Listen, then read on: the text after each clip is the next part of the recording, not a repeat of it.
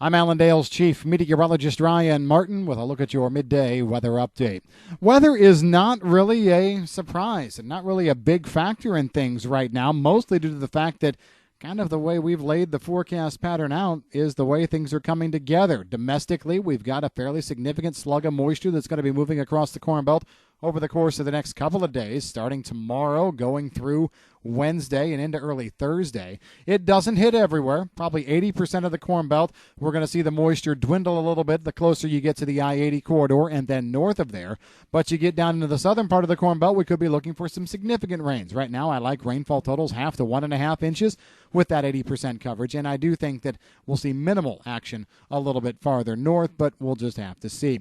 We have some cooler, drier air that works in behind this system. As a matter of fact, you're going to want to pay attention to the winds here as we go from Thursday into Friday, howling out of the west-northwest, bringing substantially colder air in across the upper Midwest and the Corn Belt in general. I still believe that we're going to be seeing an end to the growing season in a lot of places that haven't seen that yet, and it's probably going to be a fairly significant cool down. Thing is, we're well past the date when we should have seen it happen anyway, so that's why it's not a story. And if the harvest numbers are rolling along the way we seem to think they are, the way we're hearing they are, we only have a small amount of harvest left that we're going to have to deal with after this cooler and wetter period kicks off. Speaking of the wetter period, what have we got after this system? Well, the cooler, drier push lasts through the weekend. Once we get into early next week, we're going to be watching as another weather system gets going. As a matter of fact, we're going to start to see this come together over Texas and Oklahoma, maybe even already Friday of this week. But it's going to take its own sweet time building northeastward from there,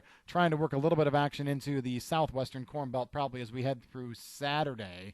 But the real good stuff starts to lift northeast as we go into the early part of next week, watching this push toward the Ohio River Valley on Sunday and then getting up into the central and eastern Corn Belt Monday of next week. Models are differing a little bit on what kind of moisture they want to have.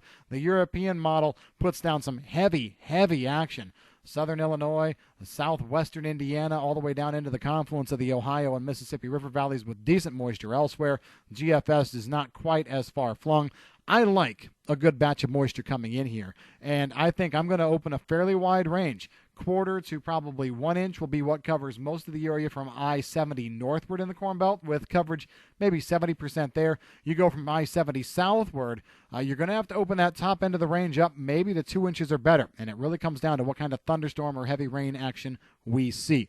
Plenty of time for this thing to kind of change a bit, so we'll watch it, monitor it, but I think we've got some very good shots at heavier rain to start off next week. Then we're dry for a good chunk of the rest of next week, watching another system try and move through the central southern plains next Wednesday. Doesn't have nearly the spread with it, but may be able to throw a little bit of moisture back into the Corn Belt the second half of next week. And then in general, looking off to the north and west, not a lot of action upstream in the Canadian prairies and out toward western Canada. So we might be settling into a cooler and slightly drier forecast pattern, but anytime you've got dryness up that way, you have to keep an eye on the Four Corners region, and lo and behold, you get into that November 4th, November 5th time frame, we do have another low that seems like it wants to start to develop right there in the Four Corners. Could be interesting. International weather looks this way as we go forward.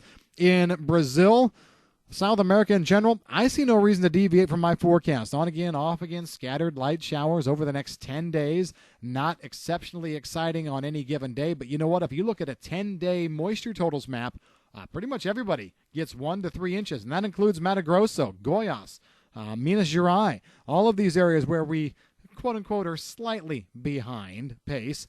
But hey, we get moisture. If they're working on that or waiting on that, they should be able to rock and roll. Even looking at good moisture down into parts of Argentina. Where we're not seeing moisture is over in the Black Sea region. After some scattered showers moved through last week, now we're seeing a strong high settle in for all of this week through the weekend into early next week.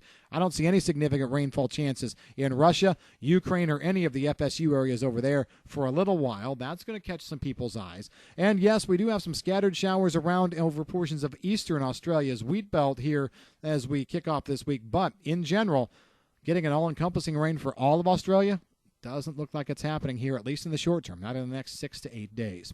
That's the way things are stacking up. Have a great rest of your day. If you got any questions on the weather, give us a call at Allendale. I'm Chief Meteorologist Ryan Martin.